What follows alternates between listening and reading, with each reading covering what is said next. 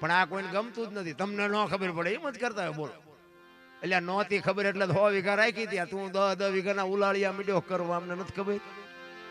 જોઈ છે ને આપણે આમાં, તો હું વરાળું કાઢું, બાકી તમને નથી ખબર. આમાં અમારે અહીંયા 100 વીઘા તો પી ગયા. અને અમારે અત્યારે આપણે સુરેન્દ્રનગર મહાનગર થયું ને, અમારું ગામ મહાનગરમાં આવી ગયું. બાપુ અમારા ગામની જમીનના 50 લાખ રૂપિયા ભાવ હતો એકરનો. ના મહાનગર થયું ને બાપુ, કરોડે પોગ્યું. 100 વીઘાના એકર કેટલા થાય? સારું મકાન ન બનાવ્યું, સારું લુગડું ન લીધું, પતન થઈ ગયું મારા રામ વ્યસનમાં. કહેવાનો મારો અર્થ એ છે, બધું માપે સારું. અમે સુરેન્દ્રનગરમાં બેઠા હતા ને, એક અમારા વેપારીની દુકાને વાતમાંથી વાત નીકળી, એ કે રોજ એક 20 ટનની ગાડી ભરીને હોપારીને આવે. સુરેન્દ્રનગરમાં 20 ટન ભરીને હોપારી આવે. ભલે આખા સુરેન્દ્રનગર જિલ્લામાં વિતરણ થતું છે, પણ એ કે માંડ તો એ કે થાય છે. હજી મને લાગે કે હવે બીજી મગાવી પડશે. દરરોજ એક ગાડી? તો કે હા, દરરોજ એક 20 ટન, 1000 મણ થઈ ને. હવે 1000 મણ હોપારી કઈ ભેંસું ખાતી નથી, ભૂંડડા ખાય છે, ભેંસું ખાય છે. નથી લાગતું કે આપણે ચા પોઈ ગયા છીએ? હું તો એમ કહું કે એક ભેંસ હોય ને, ભેંસ અંધારી ઓરડીમાં બાંધો અને એમાં એક બસ ભરીને રજકો નાખો અને એક આંકડાનું પાન નાખો અને તાળું મારી દો. અંધારી ઓરડી હોય બાપુ, એ ગોતીને ભેંસ પાંદડું ન ખાય, રજકો ખાઈ જાય. હવે તમારે જોવું હોય જોજો, ભેંસ ને ખબર પડે કે શું ખવાય ને શું ન ખવાય. બોલો, માણા નથી ખબર પડતી શું ખવાય ને શું ન ખવાય.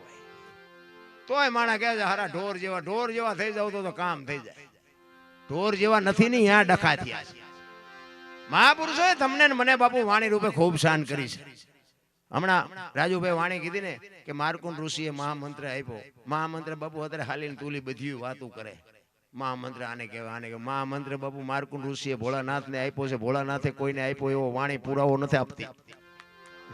વાણીમાં ઉતરવાની જરૂર છે. સમુદ્ર મંથન થયું ને ત્યારે ઈ ઝેર જે નીકળ્યું ને, ઈ ઝેર ભોળાનાથે લઈ અને કંઠમાં રાખી નીલકંઠ કહેવાય ગયા. અને ઈ ઝેર આ ધરતી ઉપર જો એક ફોરું પડે તો ધરતી ટુકડા થઈ જાય. એવું ઝેર જો ભોળાનાથ જીરવતો હોય, માર્કુંડ ઋષિને એમ થયું કે આ જે ઝેર જીરવી શકે ને ઈ આ મહામંત્રને જીરવી શકે.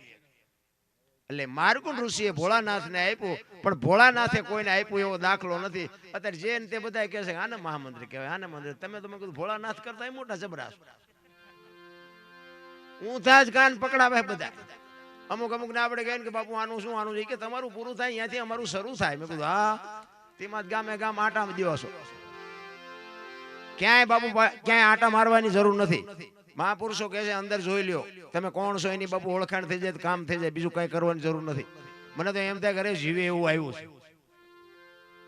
આપણી માવડીઓ તમે જોવો, થીગડા વાળું લુગડું કોઈ પહેર્યું મને દેખાડો તો 25 જોડી લુગડા, 5 જોડી તો જોડા હોય છે. કાને એક જોડીમાં 3 જણા હલવતા હતા. હવે અત્યારે ભગવાને મૂક્યાનો માર્ગ અત્યારે ફાટલા પહેરવાનું ચાલુ કર્યું. ઓલા જીન્સ આવે તો નાળિયેર વ્યા જાય એવડા ફાંકા હોય. બોલો, એક આંગળી જાય એટલું ફાંકું હોય ને. આપણી માવડી બાપુ એમ કે તારું દેહ દેખાય છે, લાય બેટા હું 2 ટાંકા લઈ દઉં. ઈ આપણી સંસ્કૃતિ હતી. અત્યારે તમે જોવો તો માથા ગરી જાય એવડા. આપણે કેટલાનું પેન્ટ લીધું કે 15,000 નું. એટલે ફાટલા ને અમારા દીકરો એક નિશાળે જાય ને સુરેન્દ્રનગર, મેં એને કીધું એને એવું પેન્ટ પહેરેલું. મેં કીધું બેટા તારા પપ્પા ક્યાં ગયા? મેં કીધું આવે એટલે કહેજે મારે વઢવું. મને કે શું કામ?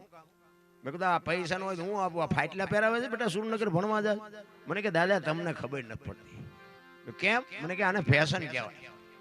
મેં કીધું બેટા મેં કીધું આવા ફાટલા પહેરી મરી ગયા ખબર નહોતી આવું ટાણું આવશે ને કે એમ હાસવી રાખત અત્યારે તારી અરે એમ નો પહેરત. અરે શું ભલામણા સમય આવ્યો છે આપણને એમ થાય ખરું. હું તો બહેનોને ખાસ કહું કે તમને ભગવાને આપ્યું ખાવો પીવો વાપરજો, પણ ફેશનનું માપ રાખજો. ફેશને બાબુ દી ઉઠાડ્યો.